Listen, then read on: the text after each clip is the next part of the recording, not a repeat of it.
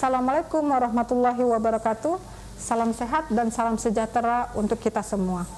Perkenalkan, nama saya Rahmawani Fauza, Sarjana Sains Terapan Magister Kesehatan Masyarakat. Saya merupakan salah satu dosen di Prodi S1 Kebidanan Universitas Imelda Medan sejak tahun 2009. Melalui video ini, saya akan menjelaskan pernyataan diri dosen dalam unjuk kerja Tridharma Perguruan Tinggi Bidang Pengajaran Sertifikasi Dosen SMAT tahun 2022. Proses pembelajaran yang saya lakukan melalui 3 tahapan. Yang pertama, delivery, yaitu menyampaikan materi langsung kepada mahasiswa melalui proses pembelajaran. Yang kedua, interaction, yaitu memberikan interaksi kepada mahasiswa pada saat proses pembelajaran.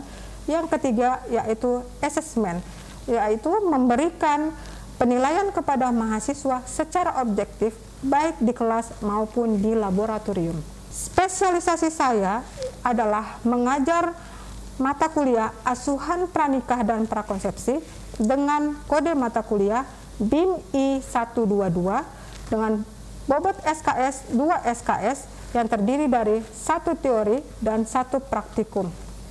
Mata kuliah ini diajarkan pada semester 4 dengan tim pengajar saya sendiri dan Ibu Welina Sebayang, Sarjana Sains Terapan Magister Kesehatan. Capaian mata kuliah ini atau CPMK pada mata kuliah ini yaitu 1. Menjelaskan konsep asuhan kebidanan pranikah, menjelaskan konsep asuhan kebidanan prakonsepsi, menjelaskan konsep screening asuhan kebidanan pranikah dan prakonsepsi, menguraikan bentuk-bentuk screening pranikah, asuhan kebidanan pranikah dan prakonsepsi, menjelaskan konsep infertilisasi dan fertilisasi, memberikan konseling pranikah dan prakonsepsi, melakukan penilaian hasil pemeriksaan screening pada hepatitis dan HIV/AIDS, melakukan penilaian hasil pemeriksaan screening pada darah rutin dan urin rutin, melakukan penilaian hasil pemeriksaan screening pada TBC dan malaria, menerapkan nutrisi persiapan kehamilan, menerapkan persiapan dan perencanaan kehamilan, menerapkan persiapan menjadi orang tua, menguraikan jarak ideal kehamilan, melakukan konseling nutrisi persiapan kehamilan, melakukan konseling persiapan psikologi menjadi ayah, melakukan konseling jarak ideal kehamilan. Mata kuliah ini memberikan pengetahuan sikap dan keterampilan tentang asuhan kebidanan pranikah dan prakonsepsi, antara lain KIE persiapan kehamilan, screening pranikah, pemeriksaan tambahan untuk fertilitas, uji pasca koitus, darah rutin, urin rutin, TORCH, hepatitis HIV/AIDS, TBC dan malaria, konsep fertilitas dan infertilitas, persiapan dan perencanaan kehamilan, psikologi perempuan dan keluarga dalam persiapan kehamilan, psikologi persiapan menjadi orang tua, screening prakonsepsi, jarak ideal antar kehamilan. Untuk pembelajaran teori dilakukan dengan daring melalui aplikasi Spada dan Zoom Meeting. Sedangkan pembelajaran untuk praktikum dilakukan secara luring atau tatap muka dengan secara bergantian mahasiswa untuk melakukan praktikum. Asesmen atau penilaian terdiri dari kegiatan mandiri 10%, tugas 10%, praktikum 20%, ujian tengah semester 20%, ujian akhir semester 40%. Selanjutnya saya langsung saja melakukan pengajaran secara daring menggunakan aplikasi Zoom Meeting. Assalamualaikum warahmatullahi wabarakatuh. Waalaikumsalam warahmatullahi wabarakatuh. Salam sehat untuk kita semua. Saya berharap hari ini kita semua dalam keadaan sehat, bisa mendengarkan perkuliahan kita. Ini merupakan pertemuan pertama dari mata kuliah asuhan pranikah dan prakonsepsi untuk di semester 4. Jadi di mata kuliah ini saya mau menjelaskan untuk pertemuan pertama ini, tujuan dari mata kuliah kita adalah supaya mahasiswa kalian memahami apa itu asuhan, kebidanan, pranikah, dan prakonsepsi. Ya, apa itu konsep-konsep yang berlaku pada asuhan, pranikah, dan prakonsepsi. Mata kuliah ini terdiri dari 2 SKS, yaitu 1 teori dan 1 praktikum. Saya berharap kalian bisa memahami mata kuliah materi yang saya sampaikan, dan apabila kalian ada pertanyaan atau ada yang tidak paham, boleh nanti kita adakan diskusi di sesi tanya jawab yang akan saya berikan waktu untuk kalian bertanya atau kita mendiskusikan apapun itu tentang materi yang saya ajarkan. Sekali lagi saya mengingatkan kepada kalian, tolong kita tertibkan perkuliahan kita ini, ya, pahami benar-benar supaya materi ini dapat kita pahami bersama-sama. Ya, oke, langsung saja saya akan tampilkan materi saya tentang konsep asuhan, pranikah, dan prakonsepsi. Jadi, sebelumnya saya mau bertanya, ada yang pernah tahu apa itu pranikah atau prakonsepsi? Ada tidak yang pernah mengetahui atau sudah pernah mendengar apa itu pranikah? Mungkin ada yang bisa menjawab? Ada yang bisa menjawab? Ayo, mungkin ada yang bisa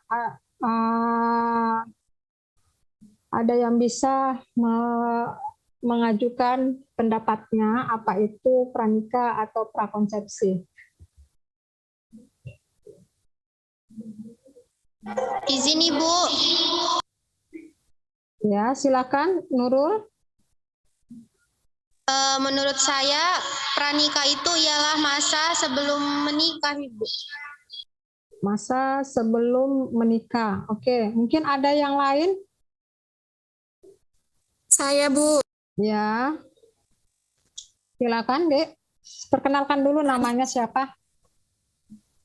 Perkenalkan, nama saya Debbie Sastra Diva, Bu. Ya, Debbie, silakan.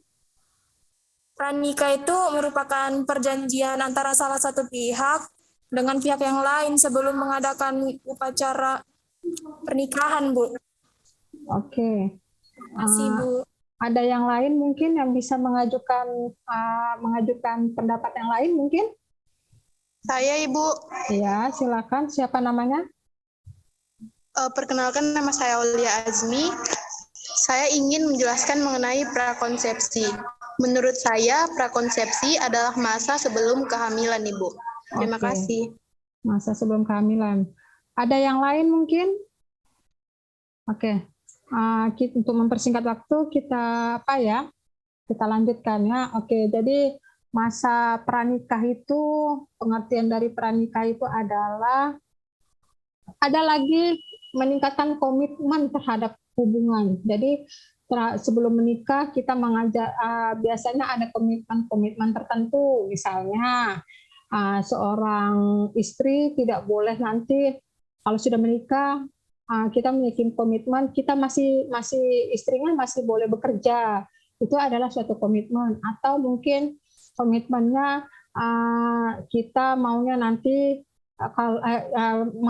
pasangan itu memiliki anak hanya 3 orang, mungkin seperti itu, atau anaknya mau 2 orang saja, itu suatu komitmen di hubungan.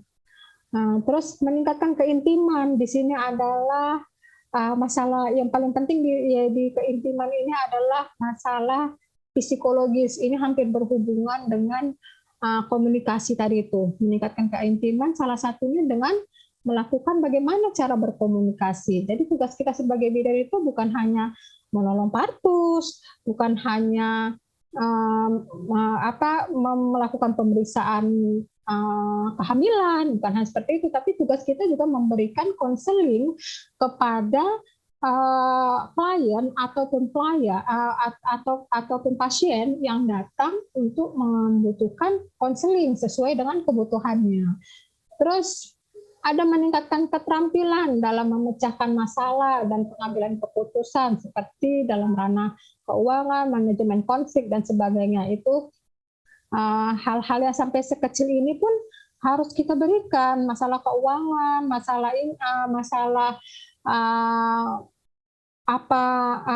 masalah pengambilan keputusan ini pun harus kita berikan gitu. Oke. Selanjutnya saya akan menjelaskan tentang prakonsepsi. Ya. Jadi bagaimana Bu dengan prakonsepsi? Jadi selain tentang masalah-masalah yang seperti itu, yang hal-hal yang vital, hanya masalah-masalah yang umum, kita juga harus memberikan konseling tentang masa prakonsepsi. Apa itu masa prakonsepsi? Nah, itu masa sebelum kehamilan. Jadi masa sebelum kehamilan itu dia berada di rentang waktu 3 bulan hingga 1 tahun sebelum masa konsepsi.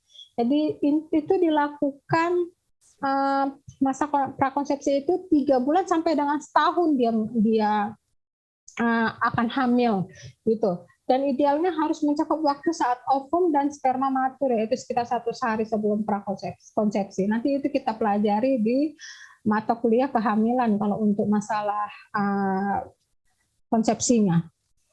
Apa saja konseling prakonsepsi itu? Apa itu konseling prakonsepsi? Yaitu konseling yang dilakukan terhadap pasangan usia subur sebelum terjadinya kehamilan. Konseling ini termasuk salah satu tindakan preventif dalam ilmu kedokteran obstetrik. Jadi ini suatu konseling yang harus pasangan dapatkan sebelum masa konsepsi, yang dengan tujuan untuk mendapatkan kualitas kehamilan atau kualitas bayi yang generasi yang selanjutnya yang baik gitu. Jadi inilah salah satu fungsi dari konseling prakonsepsi.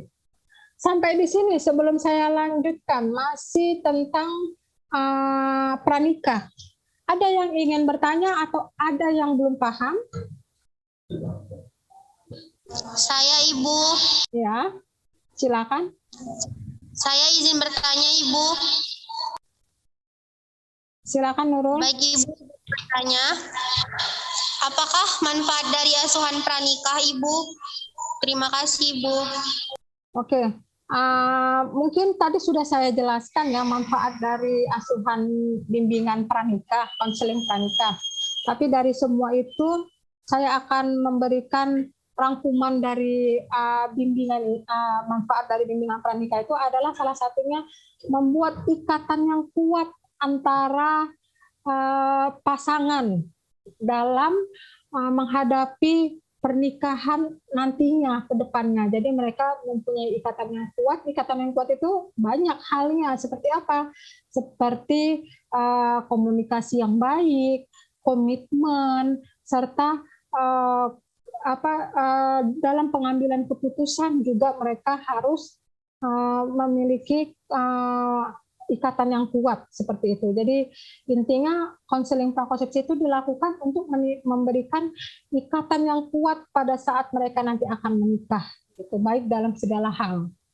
Oke, ada lagi mungkin tentang masalah pranikah yang belum paham atau ada lagi yang ingin bertanya? Saya, Bu. Oke, silakan. Pertanyaannya, kapan asuhan pranikah itu bisa dilakukan, Ibu? Terima kasih, Bu. Oke, asuhan pranikah itu kapan saja? Kapan, Bu, boleh dilakukan? Asuhan pranikah itu boleh dilakukan 3 sampai 5 bulan sebelum menikah. Jadi mereka mendapatkan bimbingan dulu sebelum menikah supaya mereka siap dengan apa yang akan terjadi nanti di saat sudah menikah. Ya, jadi sebaiknya itu dilakukan 3 sampai 5 bulan. Makanya sebenarnya bimbingan pranikah juga mereka sudah dapatkan nanti pada saat mereka mendaftarkan diri di KUA atau di Departemen Agama. Tapi tugas kita sebagai bidan juga kita dapat menyampaikan kembali bimbingan pranikah itu apabila mereka datang untuk mendapatkan konseling dari kita. Oke? Bisa diterima, Debbie? Oke, saya lanjutkan dulu ya. Oke, untuk nanti kita lanjut kembali untuk sesi tanya jawab ya. Yuk, selanjutnya ada manfaat prakonsepsi. Apa itu manfaat prakonsepsi? Mengidentifikasi, memodifikasi faktor risiko biomedik, gaya hidup sosial dari wanita sehat melalui pencegahan dan penanganan.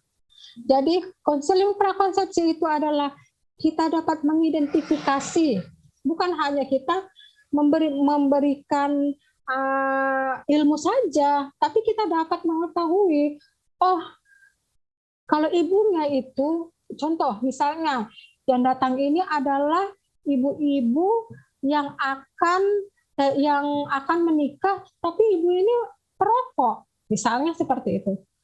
Apa ini yang akan terjadi jika ibunya nanti dia tetap merokok, namun dia menikah dan akhirnya dia hamil? Apa? Kita akan dapat mengidentifikasi. Jadi kita dapat melakukan pencegahan. Dengan cara apa? Kita memberikan konseling pada ibunya mungkin. Kita dapat memberitahu ibu dapat menghentikan rokoknya. Karena apa? Karena ibu kalau ibu merokok itu dapat yang mungkin yang pertama menghambat kehamilan ibu. Kalaupun ibu hamil itu berbahaya untuk janin. Nah, itu dapat itu contoh ya, itu salah satu contohnya. Apalagi mungkin ibu yang datang sama kita saat ini, contohnya misalnya memiliki penyakit riwayat keturunan. Apa itu penyakit riwayat keturunannya itu? Mungkin saja ibu itu ada penyakit apa ya kita bilang seperti diabetes mellitus gitu misalnya. Jadi apa akibatnya kalau ibu mengalami penyakit diabetes mellitus? Akhirnya ibu itu hamil gitu. Jadi kita selain manfaat konseling itu untuk bukan hanya mengubah psikologis, tapi juga kita dapat mengidentifikasi apa saja yang mungkin bisa terjadi pada saat nanti ibu hamil dan apa saja yang dapat menghambat kehamilan ibu nanti sehingga ibunya ini mungkin ibunya ini lambat hamil. Kenapa ya? Mungkin karena seperti ini, mungkin karena ibunya merokok, atau mungkin karena ibunya ada penyakit keturunan seperti itu.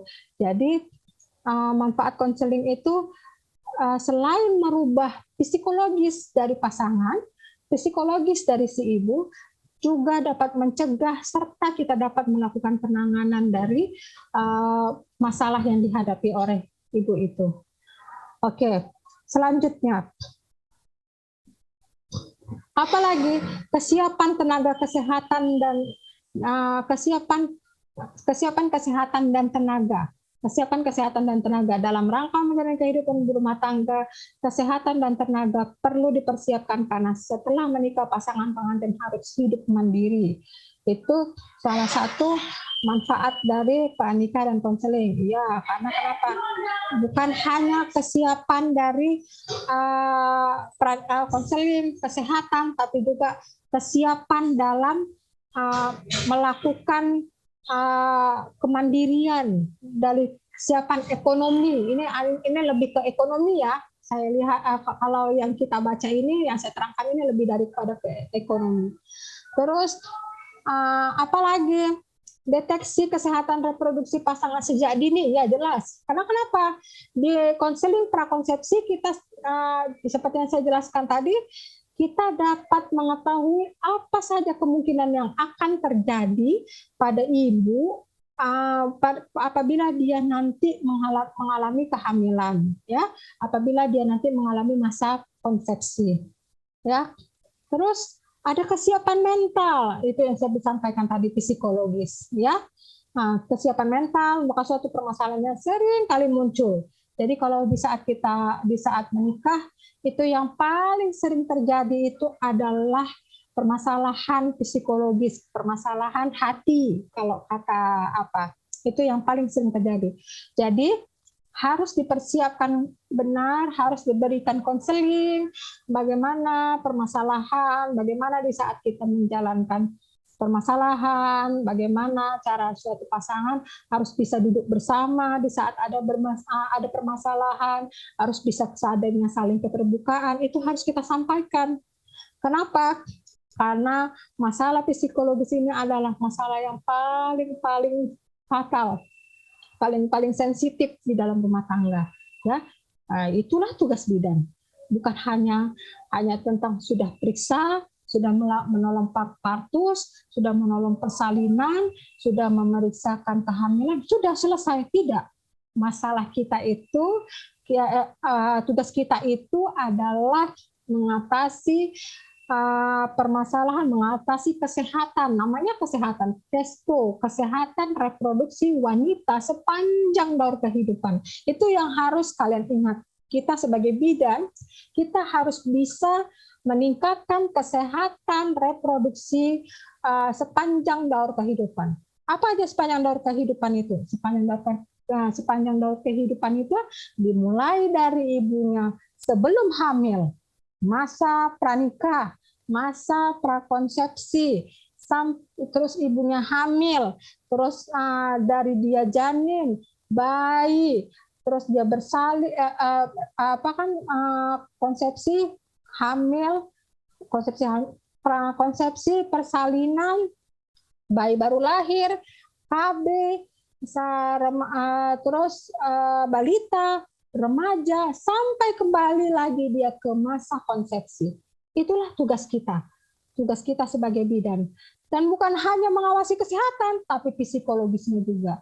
Jadi ada psikologis pranikah dan prakonsepsi, ada psikologis pada saat kehamilan, ada psikologis pada saat persalinan, ada juga psikologis pada saat nifas. Jadi semua itu harus itu semua menjadi tanggung jawab seorang bidan, ya. Oke, lanjut ya. Selanjutnya adalah kesiapan ekonomi. Kita sudah bahas tadi. Oke, saya rasa sudah selesai. Ada yang mau bertanya lagi mungkin?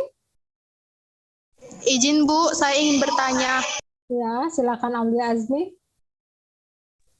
Pertanyaan saya, apakah manfaat yang paling tinggi dari konseling prakonsepsi, Bu? Oke, apakah manfaat yang paling menonjol ya, dari konseling prakonsepsi? Manfaat yang paling menonjol dari konseling prakonsepsi adalah terciptanya ibu dan bayi yang sehat. Nah, kalau ibu dan bayinya sehat, maka AKI dan AKB akan menurun. Nah, jadi itu tugas kita apa nih? Salah satu tugas bidan adalah menurunkan angka kematian ibu dan bayi. Jadi salah satunya kita tujuannya yang paling menonjol asuhan prakonsepsi apa? Meningkatkan kesehatan ibu dan bayi. Jadi kalau ibunya sehat, bayinya sehat, maka semua penduduk AKI dan AKB akan menurun dan kesehatan masyarakat di seluruh Indonesia juga akan meningkat. Oke? Ada lagi yang ingin bertanya? Ada lagi? Sudah Ibu, cukup jelas. Sudah Terima paham? kasih, Bu. Sudah jelas? Oke. Kalau begitu, kalau semuanya sudah paham, oke, saya sudah masukkan soal post-test untuk perkuliahan kita hari ini, berada di Spada. Aplikasi Spada kita boleh dibuka, nanti dijawab pertanyaannya. Saya rasa kalau memang ada yang dari kalian yang ingin bertanya lagi, bertanya atau nanti waktu saat kapan kalian menemukan satu penemuan-penemuan atau apapun itu ilmu baru yang kalian temukan, kita boleh boleh sharing, boleh diskusi di grup WA kita untuk boleh bertanya sama saya, kita boleh diskusi sama-sama di grup tersebut ya. Oke. Sekian dan terima kasih atas perhatiannya hari ini. Saya ucapkan terima kasih. Selamat sore. Assalamualaikum warahmatullahi wabarakatuh. Waalaikumsalam warahmatullahi wabarakatuh. Assalamualaikum warahmatullahi wabarakatuh. Adik-adik semua, mari hari ini kita akan praktek tentang asuhan pada mata kuliah asuhan kebidanan pranikah dan prakonsepsi, yaitu tentang konseling pada pranikah yang akan kita role playkan langsung kepada perwakilan dari teman kalian. Mari kita perhatikan role playnya bersama-sama untuk kita pelajari praktikum kita hari ini. Ya Ibu, silakan masuk. Silakan duduk Ibu. Baik, Bu.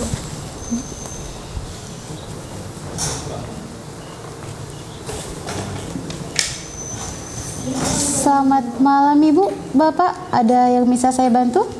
Baik Bu, begini Bu, saya dan calon suami saya sebentar lagi akan melaksanakan pernikahan yang digelar 2 bulan lagi Bu. Dan di sini kami ingin menanyakan ataupun berkonseling mengenai apa yang harus kami lakukan dalam pelaksanaan sebelum menikah Bu. Baiklah Bu, terlebih dahulu alangkah baiknya saya menanyakan nama, usia, tempat, sama pekerjaan Ibu dan Bapak. Baiklah Bu, mulai dari Ibu. Nama Ibu? Saya Risma Alpuri Bu. Bapak? Doni Bu. Usia Ibu? Usia saya 25 tahun Bu. Usia Bapak? 28 tahun Bu. Tempat tinggal di mana Bu? Kami di Jalan Gilal Bu.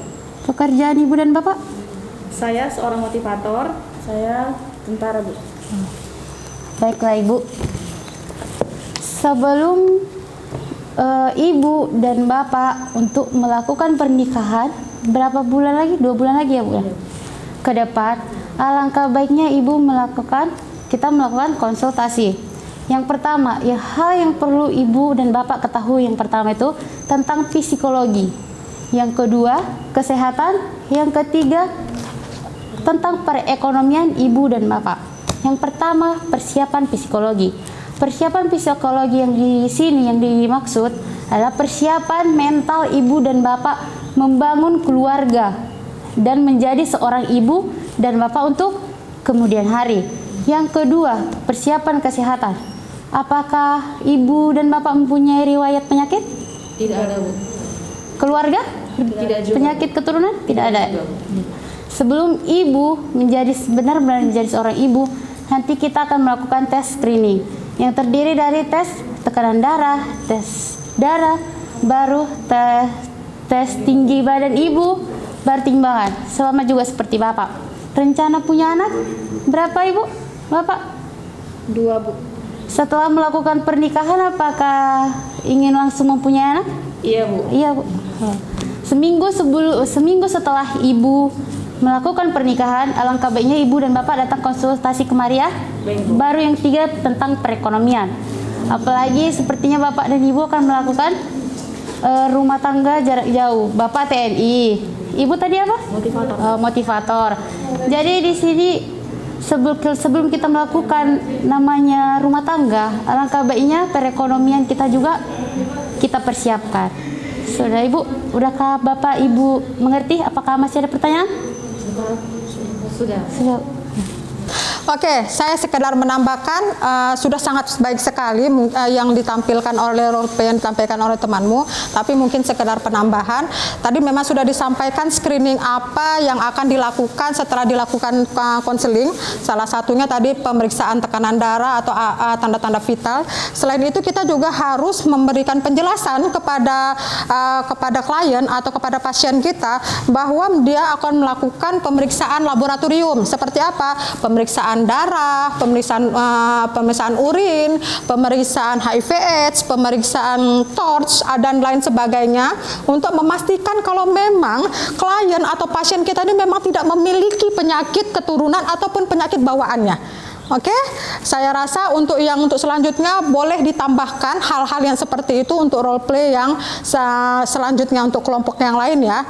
Oke. Demikianlah praktikum mata kuliah asuhan prakonsepsi dan pranikah kami hari ini. Semoga bermanfaat. Assalamualaikum warahmatullahi wabarakatuh.